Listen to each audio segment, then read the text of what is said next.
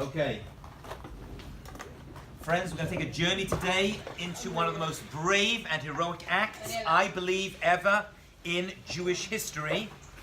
And this is going to happen via a heroine of the Jewish people.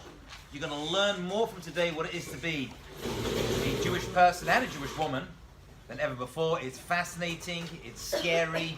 Everything you need is in today's class. We're on chapter 4. Phones away, please. Computers only open to blank pages. Let's do this together. Every word, every nuance here is going to be important. Where are we right now? So right now, the decree of Haman has been set. The entire Jewish people are going to be killed in a year's time. Right now, it's Nisan, and he says in Adar, which is about a year's time. It's how the dice played out. If you remember from the last class, that Haman's going to wipe out and destroy the entire Jewish people. What happens? Mordechai goes, he puts on sackcloth and ashes, he mourns publicly, and then all the Jewish people throughout the kingdoms mourn as well in the streets, Barabim, if you remember we said last class, publicly. Okay. Then we meet this character Hatach, or Hasach, and that is actually the prophet Daniel, and he is going to act as a go-between between Mordechai and Esther, because Esther is secluded in the palace, so Mordechai is her source of information, and he tells her about this decree. And listen to what he tells her to do. This is unbelievable. Please follow inside chapter 4, verse 10. Daled Vav.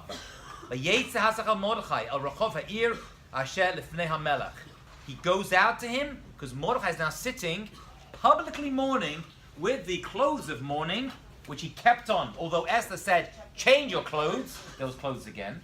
Put on nice clothes. You're outside the king's, but you can't sit in the White House wearing these disgusting clothes. And he's like, I don't accept it.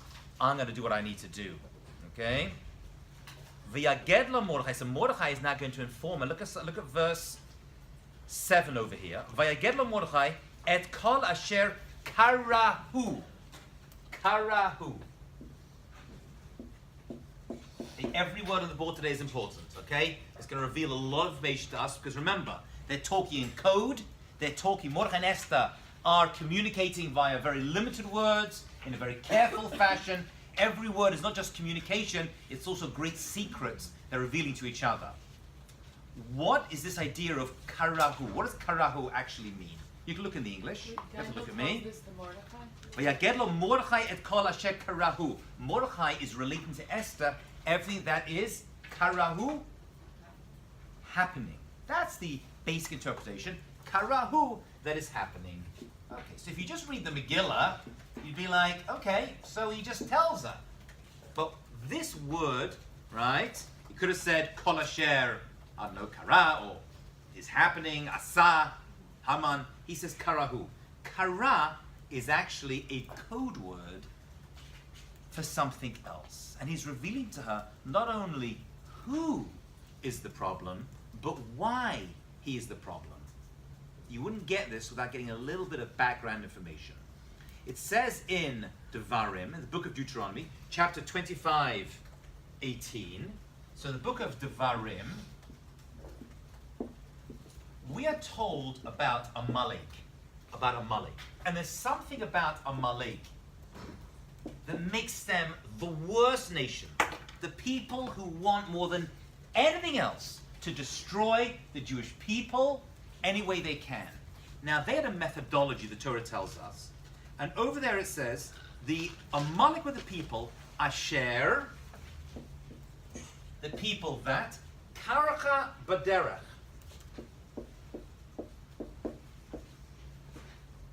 They're the ones who, Karacha, who met you along the way. Amalek is the nation that met us along the way. Where did they meet us? Right after leaving Egypt. They met us right after Egypt. We left Egypt, all these miracles, and this nation, Karacha. Karacha. What's Karacha mean? So it's Kara over here. Kara, Karacha. What is Kara? If I ask you Makara, what would you say? What happened? What happened? What happened? They're the people of happenstance. Happenstance. Let me translate those words for you so you understand them. They're the people, say Chazal, who everything just happens to. For them, there is no God. They are really the first ever atheists in the world. They don't believe in any power. It's all kara. It just happened. That's one interpretation of the word kara. They're the people of kara. They're karacha. They met you. Everything that happened to you is happenstance. And what did? They wanted to kill God's chosen people. They came to attack us. And thank God at that time, we won. We won.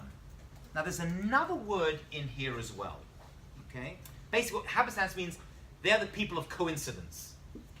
There is no plan. Everything is just random, right? And they just happen to come across. They're the people of coincidence, happenstance. Okay? That makes us understand, by the way, Haman's methodology. Let's just roll the dice. That's the poor concept. Poor is, there's no plan, it's just random. Life is a lottery. Just happens, just happens. Everything is just kara, it just happened. Amalek are the people of coincidence. There's no God, there's no ruler, there's no plan. It's just random individual.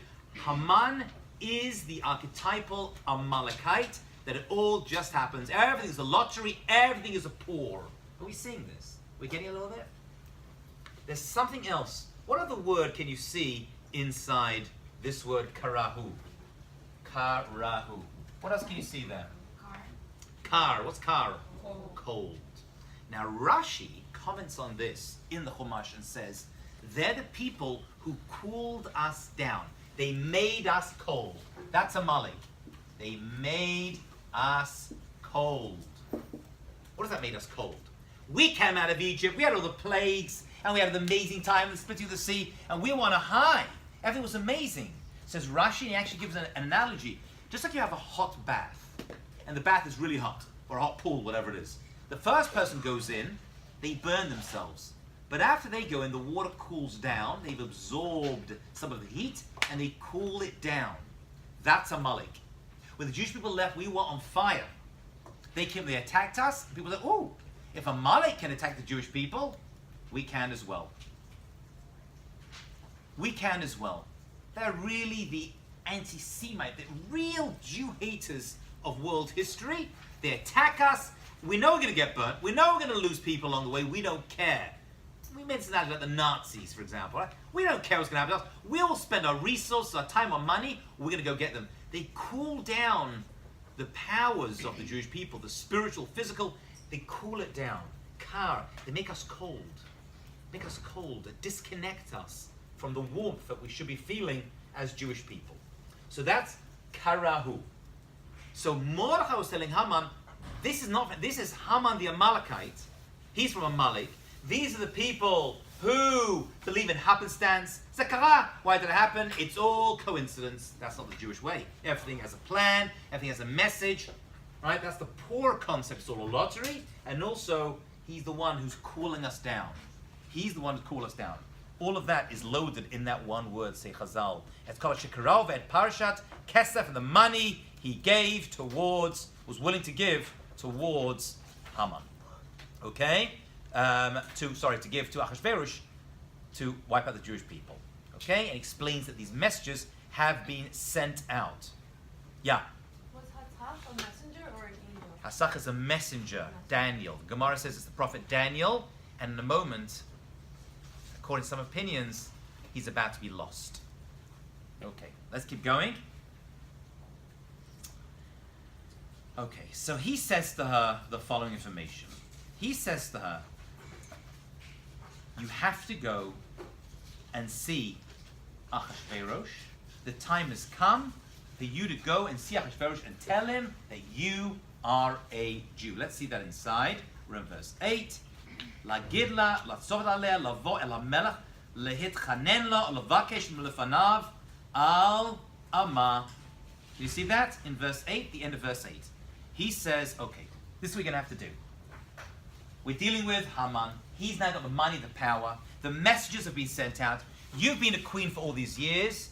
This is what you're going to have to do. Go in and tell Achashverosh that you are a Jew. Tell him your nation. Yeah. Isn't Mordecai talking to Hathach right now? Yes, and that's been going to be relayed to Esther. Hathach is going to relay this to Esther. This is a message for Esther. Yeah. He's talking to Hathach, and that's the message between them. Okay? Go and tell your nation.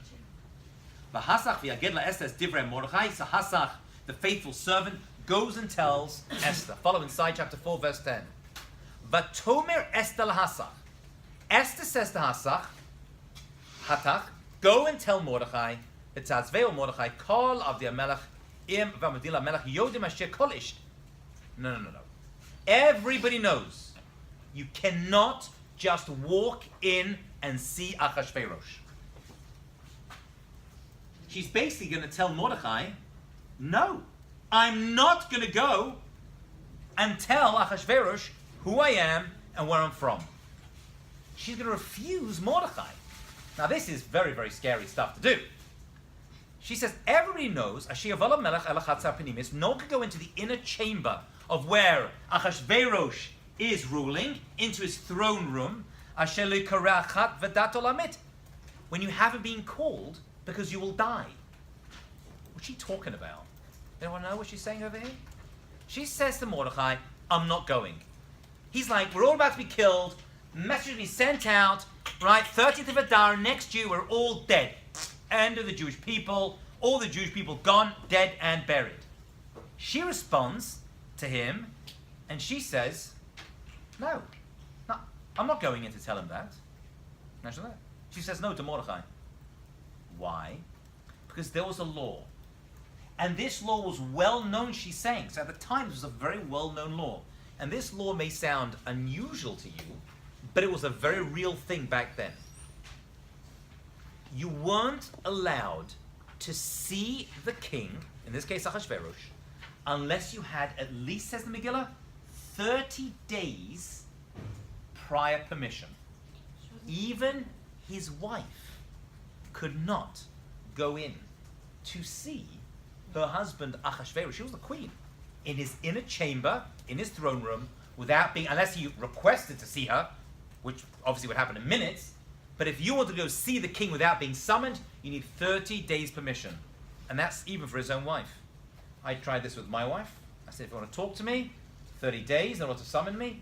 And the doctor said my leg will be improving very well very soon. I'm walking normally. Okay? So she turns around. No. You need to have 30 days permission to go ahead and see the king. Yeah, I know, but she wasn't queen for 30 days, was she? Yeah, at this point, yeah, for a long time. Oh, this is, yeah. Time has gone by over here. The Isha Shir Velam Melech HaChatzapinimis Asher Lo Yikarachat Dato Lahamit Levadim Asher Yoshiv Elo. The only way you're going to survive that experience is if he sees you and puts out his golden scepter. The scepter is this golden staff that he had, which was a sign that you're now protected under my kingdom. So she says no. Can't we take it away? What? Whatever you just said. Like, can't, once she tells me the truth, can you just say, like, you're not protected anymore? He could, but that symbol of the scepter means that everything's going to be okay. You're going to be okay. But that is very unusual. She's like, I can't go in. He's going to kill me. She says no. So she tells Hathach to go back and tell him. Look at verse 12. Now over here, says the Gemara, it wasn't Hathach anymore. It wasn't Hathach. Two opinions. One opinion was that Hathach was scared to tell Mordechai that Esther said no. And so he sent somebody else. Right? Somebody else did this.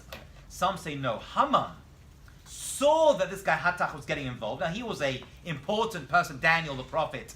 So it wasn't unusual to be in high places. He was actually an advisor for Nebuchadnezzar, Belshazzar. However, Haman got suspicious of him and had him killed. So according to one opinion, Daniel now loses life. So now things are getting very tense. This is one of the leaders of the Jewish people, has been assassinated by Haman, and everyone is freaking out. Esther. So now she turns around to Esther, to Mordechai, and says, I'm not going. It's a suicide mission. I'm not willing to do it. Now, this is one of the highlights of the entire Megillah. Please look at this. This is a big tide of change. Please copy this down and follow inside. Every word here is precious in revealing something. she turns around to her. V'tomer Mordechai lashiv alei. He says, you go tell Esther the following information. We're on verse 12, halfway through.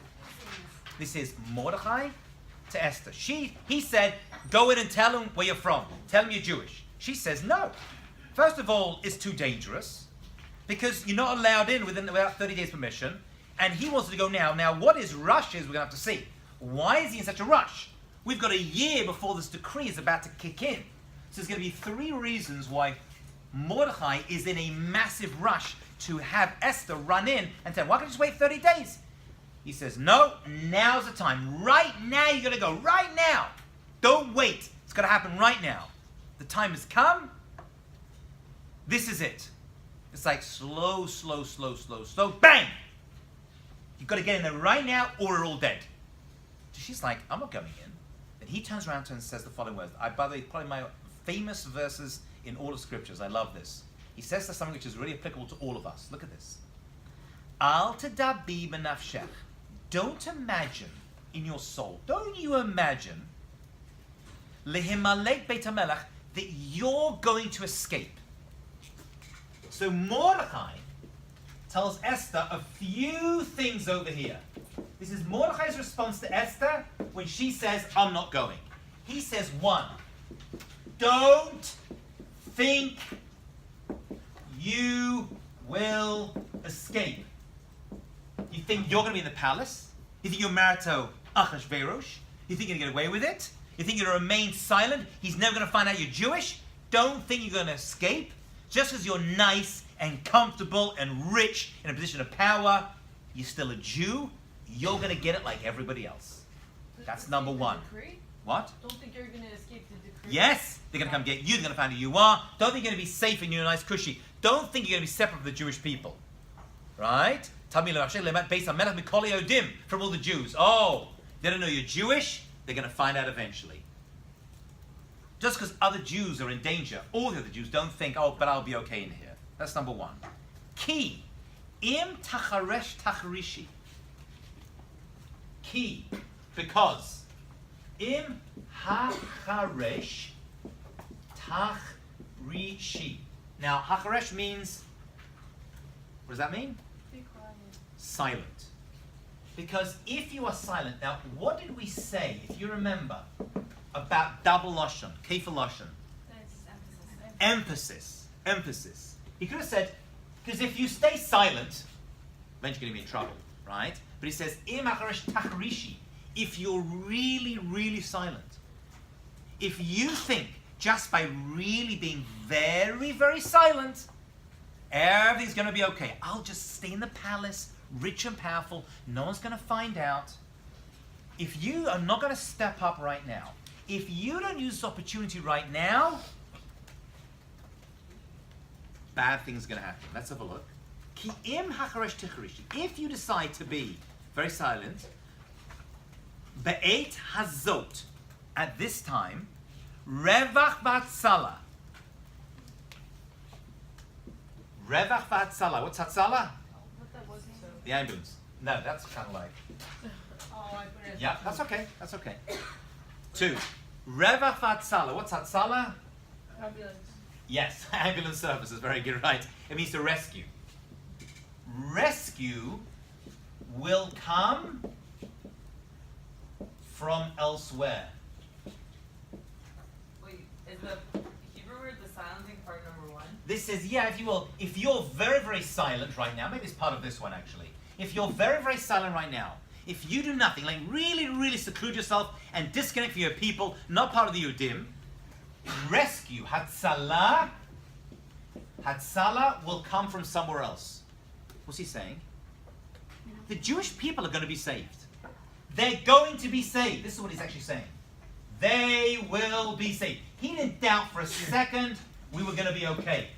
But that Savior is going to come from somewhere else.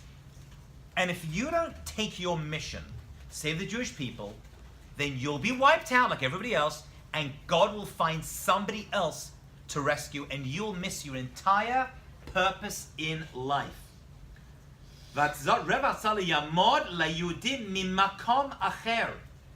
is going to come from somewhere else. Va'at ubeit avich tovedu. You're going to die. Your family's going to die. You're in it just like us. Don't think you're going to be nice and safe. You are going to be... This makom acher actually means it may be fine with you right now, says the Gemara. You're at Achashverosh. But there's a pattern. Nebuchadnezzar had power, killed, gone. Belshazzar had power, killed, gone. Achashverosh, he's a dictator. Any day someone's going to kill him, and if they kill him, they're going to kill you as well. You're the queen. Mimakom acher. Someone else is going to come, they're going to destroy, and we won't have Megillat Esther, we'll have Megillat Shoshana, or Megillat Barbara. Someone else is going to do the job. You are going to miss your entire life mission. Hold on one second. Umiyodea, look at his words. And who knows? He's like waxing lyrical. And who knows?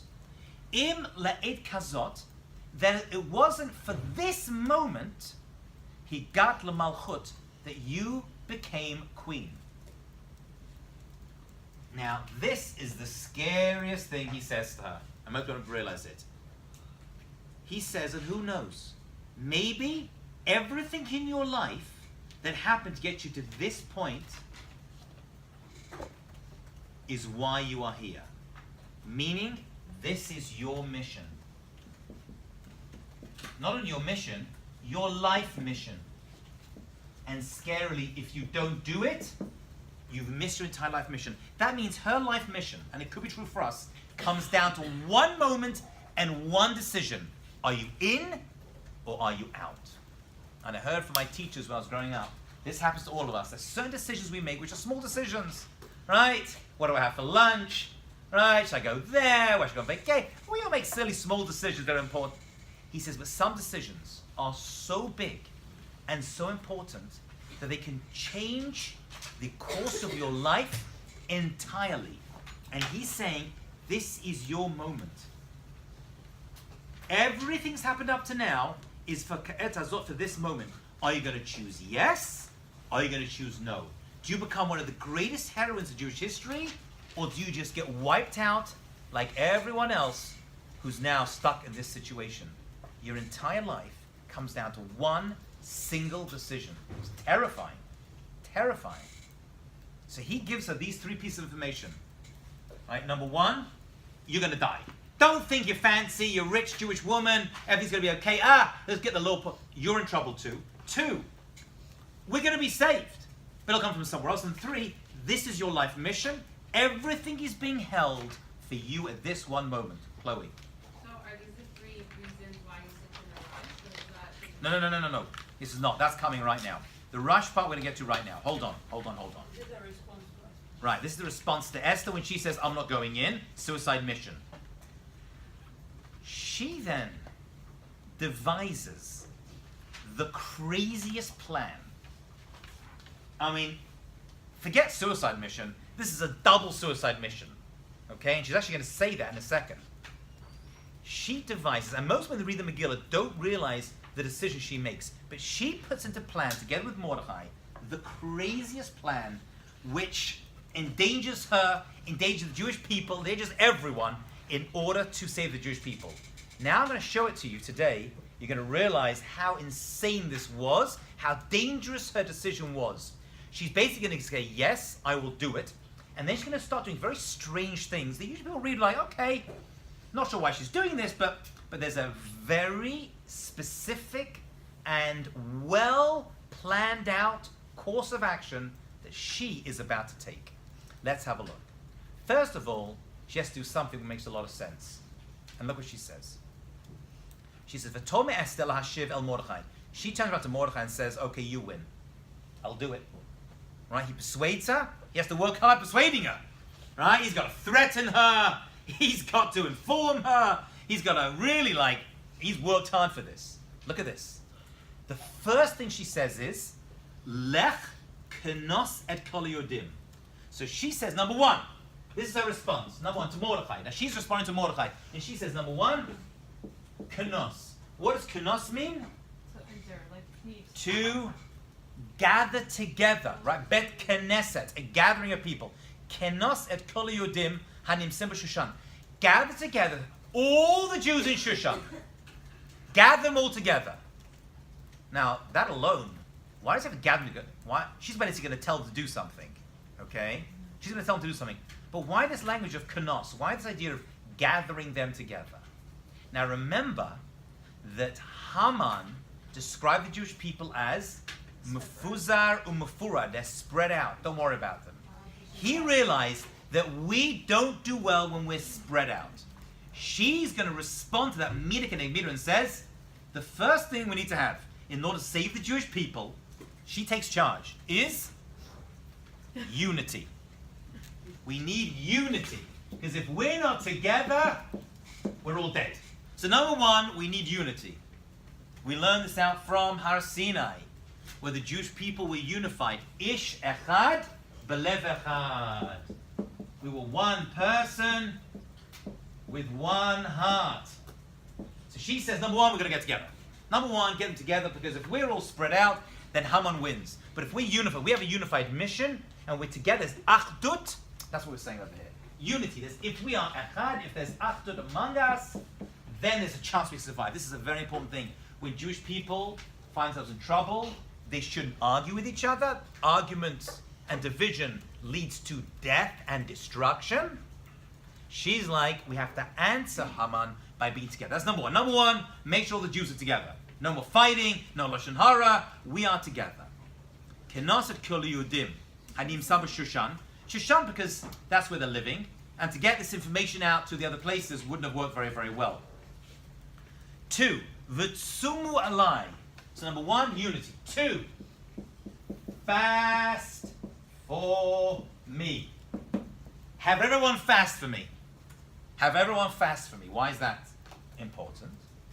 Why is that important? She wants everyone's going to fast. Now, by the way, not for half a day, not for 1 day, for 3 days they're going to fast. Imagine Jewish people, no food or drink for 3 days. Can you imagine? Wow. That's big stuff. That's cranky. That's big teshuvah. Oh, very nice. We're going to learn out from this. The fast of Esther comes from this fast over here. Exactly. Exactly. It's a remembrance of this fast. Right? So number 1, gather all the Jews together. Number 2, fast. Now, why is fasting? They get back to do teshuvah and pray to God. But why would fasting be part of this? But why? Oh, very nice. What was the whole reason we got stuck over here, according to some opinions, or most opinions? We went to that feast, right? And we stuffed our faces. And we went and we celebrated, going, we have to undo that. We've got to undo that original feast. So what are we going to do? Fast. So it comes midah keneged midah. We're going to have to fast. So the fasting has double function. Number 1, it's going to help us do teshuvah. When you fast, it humbles you. It's easier to do repentance. But also, they made us feast. And we all went to the feast except for Mordechai. Therefore, now we are going to fast. So she says, gather everyone together, make everyone fast. All the people, everyone in Shushan. V'tsumu alai v'al tochlu v'al tishtu shloshet yomim laila v'yom v'gam ani v'narotai atzum ken. Me and my matim, so we're all going to fast as well. I'm in this as well. Right?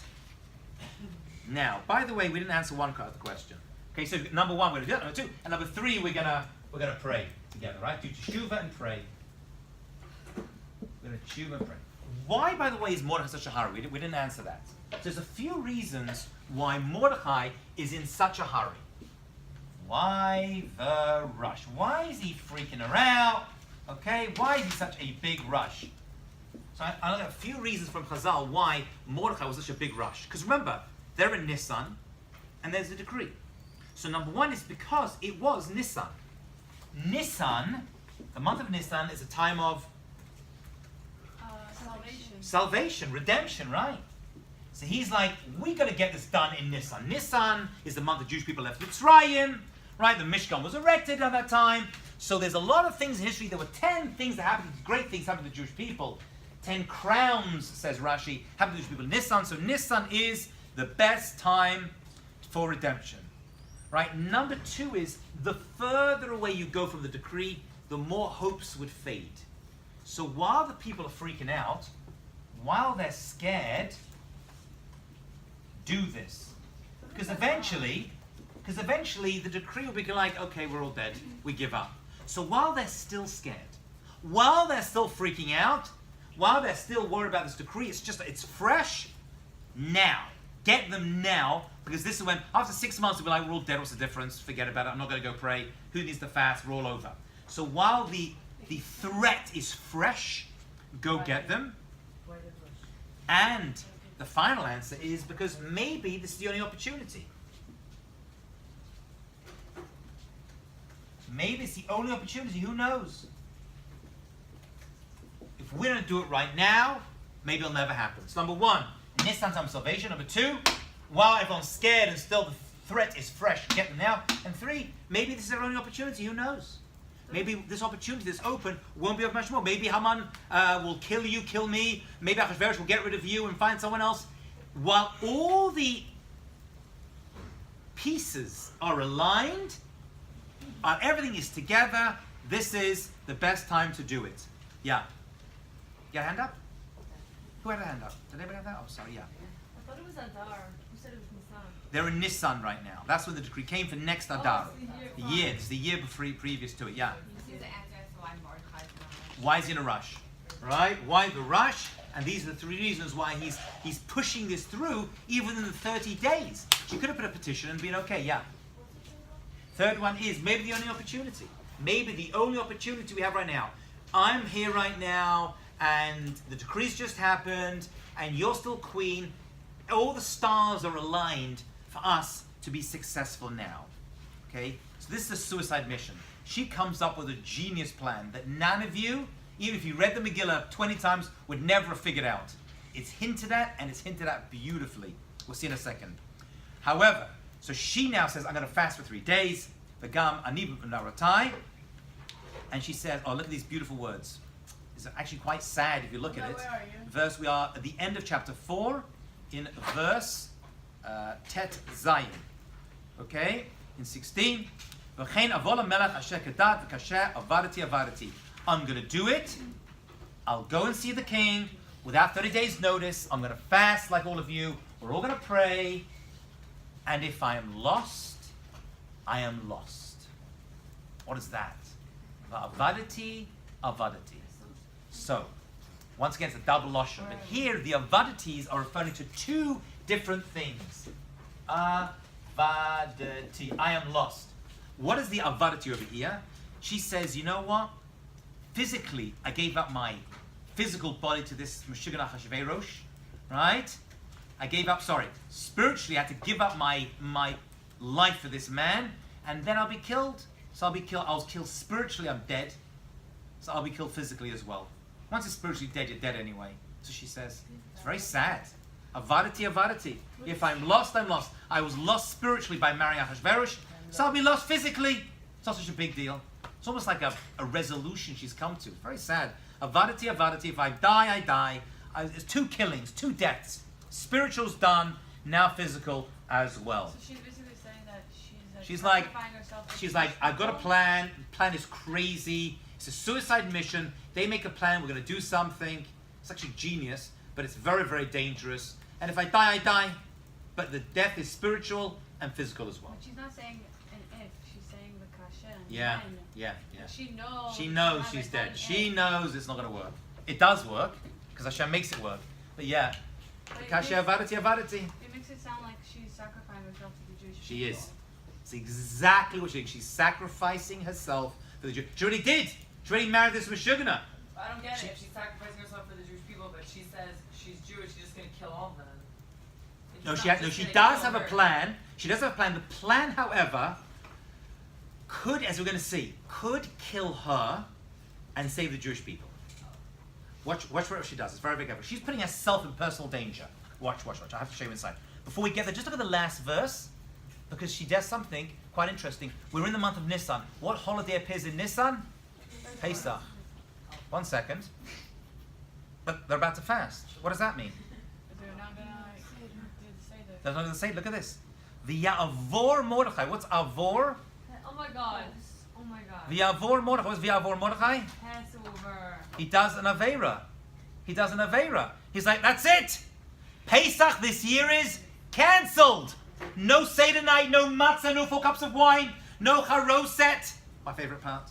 Right, it's all done. It's all over. Everyone fasts. That year, there was no Pesach. V'yavor Mordechai v'yas kol shetzivah lav Esther. He's like, Esther, okay, you win. She's telling Mordechai what to do right now. She's like, I can't. And he turned around and says, what? You want to transgress and make all the Jewish people give up on the mitzvah of Pesach? And she's like, if we don't do this right now, there will be more Pesach, there'll be no more Jews. We have to do this. We have no choice. Yeah, okay, fine, we'll do Pesach. But then all the Jews will be killed, there'll be no more Jewish people. If there's no more Jewish people, there's no more Pesach anyway. There's no more Pesach, there could be Pesach, but there's no Jews, what's the point? For Yavor, they transgressed, and that year, there was no Pesach Seder. Everyone was in mourning, and they fasted. It was 15th of Nisan. Chloe. You answered my question. Great. Yeah. Repeat the two about it. Yes. Avadati. If I die, I die. The first Avadati, she said, I already died spiritually by giving myself up to this Meshugana Achashverosh. And if I die physically, that's the other death. So spiritual and physical. If I go, I go. And like Shani is saying, it's really, really not looking good. She's like not convinced it's going to work at all. And she feels as though she's about to do a suicide mission, which actually it was. However, she is spared miraculously. Now let's have a look at her plan. This is the best thing she does. This is so cool. Right? It's actually amazing. Chapter 5. Vayihi b'yom hashlishi. It's now the 3rd day of the fast. V'tilbash Esther malchut. This is chapter 5? Yeah. Esther wears royalty. Oh, clothing again. Clothing again. There it is. Write it down. Put a line underneath it. Esther wears royalty. What royalty are we talking about over here? So 2 opinions, and they're both true. Number 1 is she put her finest royal clothes on. Why? She's about to walk in to see Achashverosh. Right? So she has to put on her finest clothes. Says the Gemara, this isn't just the physical. Now she became a queen. She made a decision, save the Jewish people. Now she's Jewish royalty. And a spirit of Hashem came over her. She became the spiritual, invested individual in Jewish history. Hashem crowned her, says the Gemara, with royalty. Right? The Shekhinah was with her, and she is 3 days of no eating, no drinking. She's very weak. The Midrash says, if you want to follow the Midrash, that she couldn't even walk. An angel, there were a few angels who had to kind of like lift her up and schlep her into the palace. She was so weak from no eating and no drinking, she couldn't even walk. V'tamod b'chatzer. Ta'amod. What's ta'amod? She was stood up. They stood her up. Amidah is an expression of. Amidah is an expression of. What's tefillah, prayer. She prayed. She was praying. The ta'amod b'chatzer. Right? We see the word amidah is always special prayer. So now she's hungry. She's tired. She's terrified. She has this insane plan we're about to see, and she's still praying. Right? That's some holy Jewish woman, right? She goes in. Nocha Beit HaMelech. Here it comes. All coming at this one moment. But we're on chapter 5 now, right? Yes, we are. We're in chapter 5, verse 1.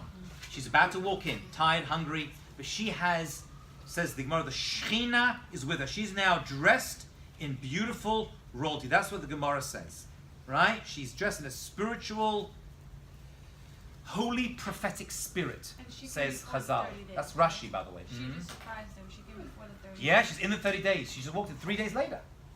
She's in, right? She's way early. She's just walked in. She walks in to see him.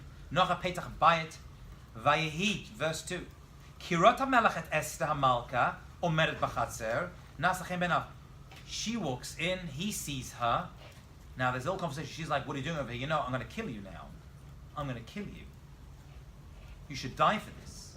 However, when he saw her, he saw this tremendous chen, this grace that she was exuding, even though she had fasted and she was hungry and probably emaciated. And he felt a tremendous love for her. V'yoshet HaMelech le'Esther et sharvet zahav. He lent out this golden scepter, which means you're protected, you're going to be okay, I'm not going to kill you. Okay.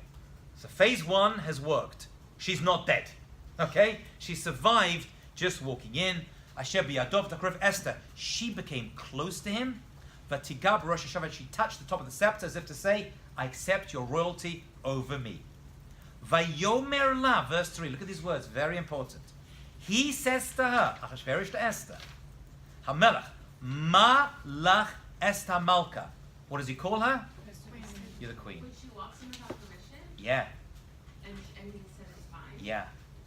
He put out his golden scepter, he says, absolutely fine. He says, what do you want, Esther, my queen?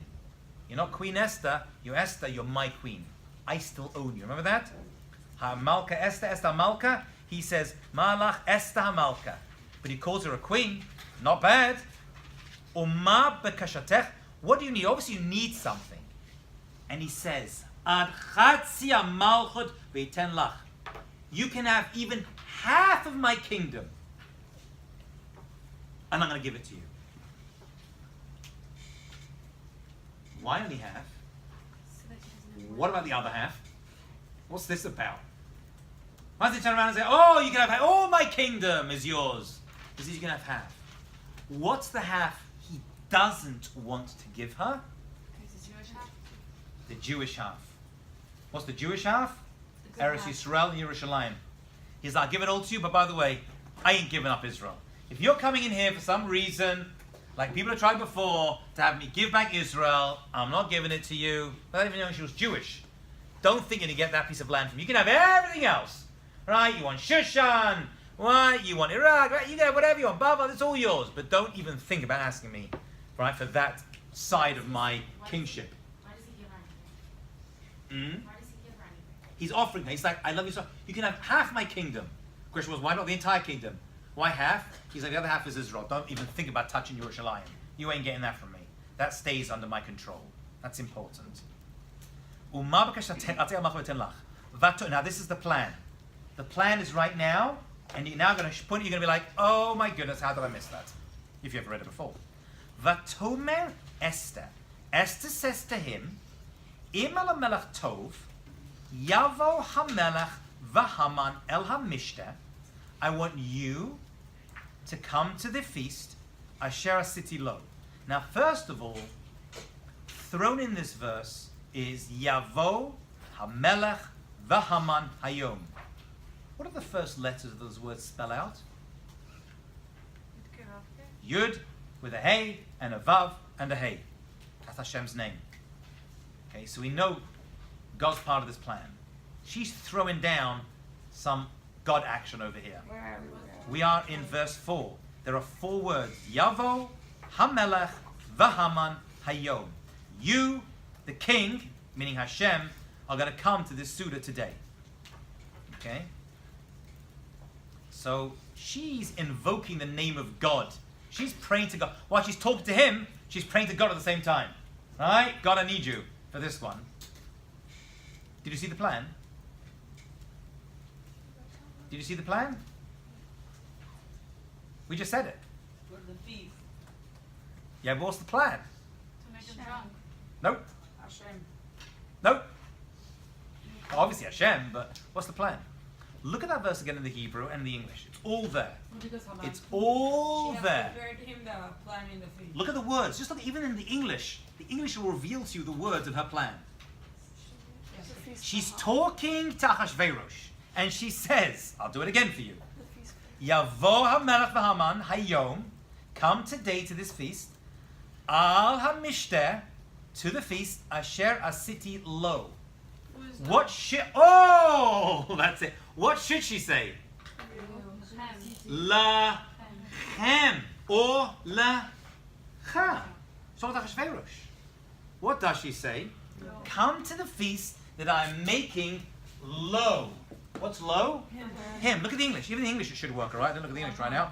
Right? She says, if it please the king, let the king and Haman come today to the banquet that I've prepared for him. What should it say? I prepared for you. I prepared for you. She says for him. What's that? No. No. Not God. God's not there. No, not the Jewish people. For Haman. What's she saying? What's her plan? Tell me the plan. She's what? No! Jealous. She's making, what's she implicating? How? That, She's she's Haman. implicating that she has something with Haman and she's doing it for him. Exactly. Her mission is to save the Jewish people by saying, I'm making a feast, you're coming, but you know what? Me and Haman, we got something going on over here. Well, like he's the revealer. She's saying to him, I'm going to make a feast, you're invited to a feast that I'm really making for him. Who's the him? Haman. She's implying very subtly, and that's why it's not so clear in the Megillah, that me and Haman are actually having an affair. And we are together, and we're going to overtake your kingdom. She's starting to put seeds of doubt. Would you say that's a crazy thing to do? That's nuts! That's completely insane. She's telling the king, by the way, me and Haman, very subtly, right? I'm making a feast. Why are you inviting Haman to the feast? And really the feast is for him. She starts to put in seeds of doubt, which are going to start, we'll see, to flame a lot more, that me and Haman are together and we're trying to overtake you. Who are dictators the most scared of? The successful, richest people who are close in power. So she is now making a mission to say that me and Haman, which will eventually kill Haman, but is also going to kill her. That's the suicide mission.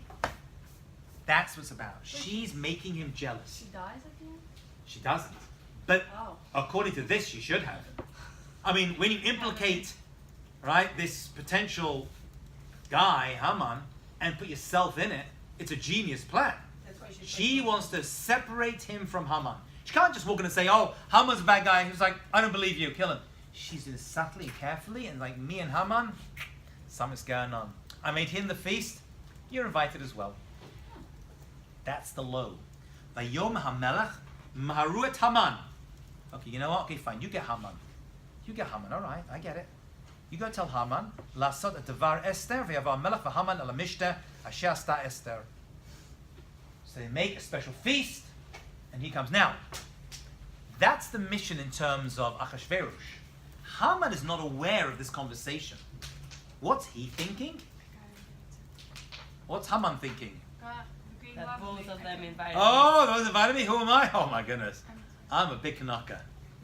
I am getting big, so Hashem, we said this already, is lifting up Haman to the top peak, and then he's going to throw him over. The bigger they go, the harder they fall. So, from Esther's perspective, Achashverosh, something's cooking. From Haman's perspective, everything is great. He's on a high. He's on an absolute high. So that's also part of our plan for Haman to think that he is Mr. Special. And he is. So they have this feast. What is your request? What is your request? And what is your request? It's twice, isn't it? Look at verse 6. It says to her, what is your she'elah and what is your bakasha? What's the difference? This is what Ahasuerus tells to Esther. At the feast. They're having this feast, they're drinking, private feast. And she says to her, what's your she'elah and what's your bakasha? What's the difference? Wait, what is your request? What is your she'elah? Question. Question, nagid. And what's your bakasha? What do you wish? So the she'elah is, what's your personal request? But I got a feeling you have a bakasha for something for other people. I can see you have a desire for other people as well. And he says it again, I'll give you half of my kingdom. And she says, Vata'an Esther, she says to him at this feast, I'm going to tell you my personal request. This is about me. But I got a request for other people as well. This isn't just about me. This is not some personal mission I am on. I need something for me and for others. I have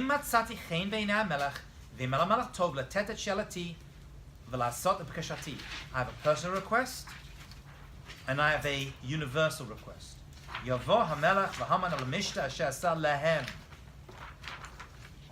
Come to another meal. He makes another one.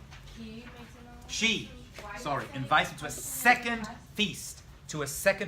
She's saying, I have a personal request but I also have a bakasha, a request for other people as well. She's being mavakesh on other people's behalf, is what's happening over here. So she makes another feast. Why another feast? Why not? Why a second one? So she has a wish, and can you repeat that thing about the wish and the finger? What? I did not understand the part of the wish and the... She has a personal request, a she'elah, and she has a more nationalistic one, a bakasha. So he says, what's your request personal? And do you have a bakasha? He says, yeah, I have something to ask for personally, but I'm also going to start, I'm going to ask something for other people as well. Who's that going to be? The Jewish people, because she's about to reveal who she is. But why did she do it at the second feast? Why can't she just do Very it good. Good question. Why 2 feasts? So the answer that he gives to this is that she is helping Haman go even higher. I didn't get invited to the first feast. I even got invited to the little personal one. Alright? There's 2 parties, and I'm invited to both. Oh, his ego? And now she's inviting Lahem. Now I'm inviting both of you. What's Lahem? So it changes from lo to him to Lahem. Now I'm putting you both the same. This is the second You're Lahem. This is for both of you. To me, you and Haman are exactly the same. That is what she's implying. Playing with them. She's playing beautifully. She's playing with them. She's using her spiritual, emotional, psychological powers, and she's got them without them even realizing, wrapped around her finger, both in different ways. She's got Achashverosh playing her game, and she's got Haman playing her game, and she's going to die for this. Because how's she going to survive this? You know what I'm saying? It can't work out well for her in the end. It does miraculously. It can't work out well. Okay? Va'aseh kedavar hamelech. I'm going to do the davar of the king. What's this davar? Up to now, you always force yourself upon me. Now I'm going to relent voluntarily for you. 2. Wait, can you repeat? Up to that point, she'd never gone willingly to see Achashverosh. When a time to be in his bed came, now she's like, now I shall succumb. I shall succumb to you. That's the Devar HaMelech. And also, and maybe more important, I'm going to give you what you always wanted. What did he always want? To know who she was and where she was from. I'm going to give it to you. Come to the second feast and you're going to get it. Okay. Vayetze Haman. Haman goes out, verse 9. Vayomahu samech v'tov love. He's happy, he's good, he is in a state of... I went to the first, now being invited to the second feast. It's all good. Everything is fantastic, yeah. Didn't you say he wasn't aware? He wasn't aware, right, of her nefarious plans to kill them. That she was not aware of. He was not aware of that. According to Haman, he's just being chosen to go up for some... The karot Haman now. What does he do now? So he comes out. Okay? He's been invited to the second feast, which hasn't happened yet. He feels amazing. From Haman's point of view, his perspective, everything's going amazing right now. Not only does Achashverosh love me, not only are the Jews going to be wiped out, but the queen loves me as well. He doesn't know she's Jewish. Look what happens. Haman goes out, and who does he see? Mordechai, Bishar Melech, because he's at the gates of the king, and he's wearing sackcloth and ashes. He comes out, and he sees Mordechai, v'lo kam v'lo za. He doesn't get up for him, he doesn't even move. He doesn't even move. Now, would you say he's okay with that, or not okay with that? He was never happy about it. Now he's furious. Because everyone knows I'm invited to this special feast, just me and the king. I've been invited to the Oval Office now. It's just me and the king and the queen, the Oval Office. Everything I want, I'm like king. And he still won't get up for me. He goes bananas. Completely cuckoo. Haman. V'yamaleh Haman al Mordechai chema. He goes crazy. He wants to, because now he's like extremely powerful, and still Mordechai won't stand up for him. Before it got him really angry. Now he's full of it. Look at the next verse. Chapter. V'yitapek Haman. Haman has to hold himself back from jumping onto Mordechai and strangling this Jew there and then. Wait, I don't get it. Why is he mad at Mordechai? He's mad because Mordechai's not getting up for him. Now, he was mad at him before. But Mordechai now, everyone knows how powerful he is, and he still wants to stand up for him. He goes crazy. No, because the decree that they had to stand for him, not decree, but that law that you There's a law, but Mordechai already didn't do that.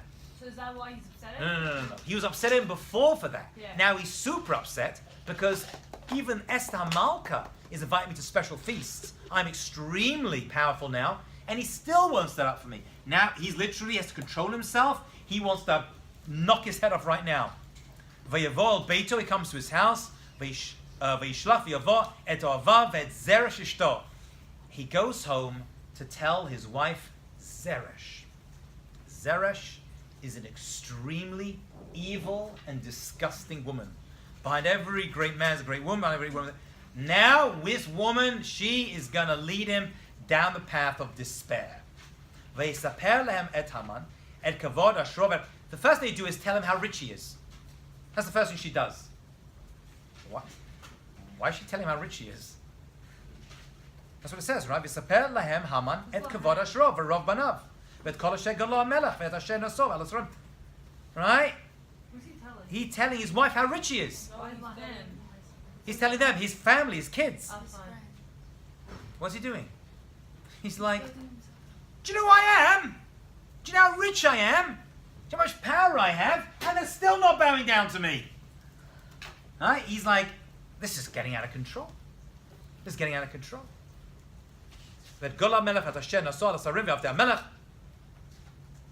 And he tells them the whole story. Vayomer Haman af lo evia Esther Malka Melech al Mishta she'asta lo. I was invited. Imoti. I was invited as well. The private special feast.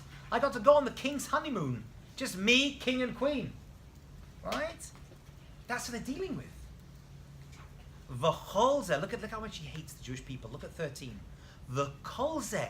All this money, all this power, einenu shaveh li. B'chol et. It means nothing to me. En shaveh doesn't mean anything to me. I don't care how much money I have, how much power, all the stuff I just told you about. He tells them how much is in the bank account, how rich, how famous. When I see it, Mordechai Yehudi, the Jew, not just Mordechai, this Jew won't stand up for me. Yosef Shar Melech. Imagine that. All the money with the power, and this one Jew is driving him nuts. And he's willing to risk everything on the. He could have ignored him, everything would be fine. Nope, I want this guy dead. I want this guy dead. But let's finish off the chapter. They say, you know what, we got a plan. We have a plan. Take an ace. Take this big tree, this gallows. Gavor 50 amma, 50 ammas tall. That number and this piece of wood is not coincidental. Okay? I went to it now. You can think about it. 50 amot, which is extremely high. If each amma is a maximum 2 feet, 1.5 feet, it's like 75 feet or even 100 feet tall. Right? So it's like a really big tree. Over Boker, Mola Melech, you tomorrow you go tell the king, he's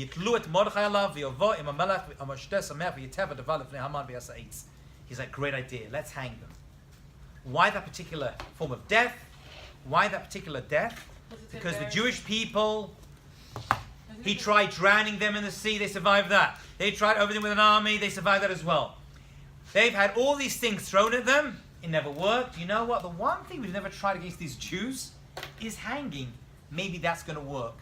And also, this tall version of the hanging, right, is going to be a message to everyone else how they should deal with the Jews in a year's time when the decree against them goes into effect.